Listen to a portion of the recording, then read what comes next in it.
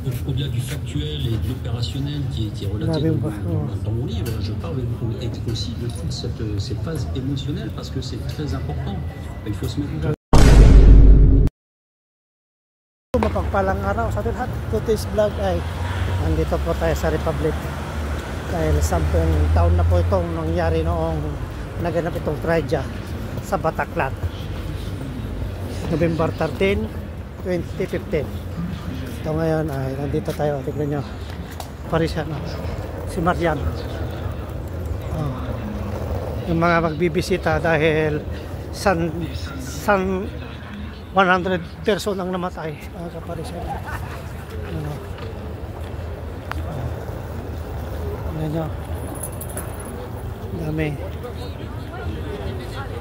Nous allons maintenant procéder au dépôt des germes. C'est une chaîne japonaise. Dahil 10 years na po mula nung nangyari yung tragedya sa Bataclan Restaurant. Doon sandaan ang namatay, mga kaparisyan.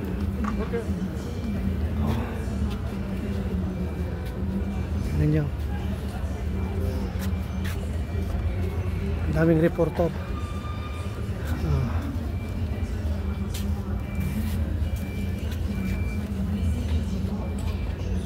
Wala.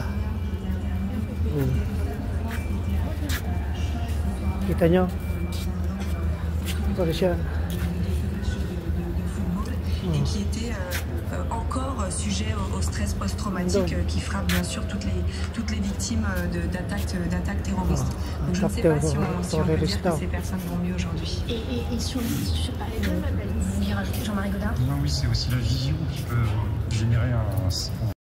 Au-delà du factuel et de l'opérationnel qui est relaté dans mon livre, je parle aussi de toute cette phase émotionnelle parce que c'est très important.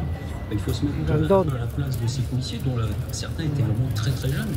En Ile-de-France, nous avons beaucoup de jeunes. Dito, Parisian.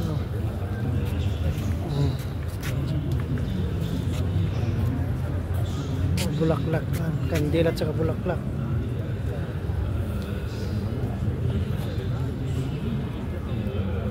Nakasira taglawlaw ti Republic, kaparisyan, nagadong parak.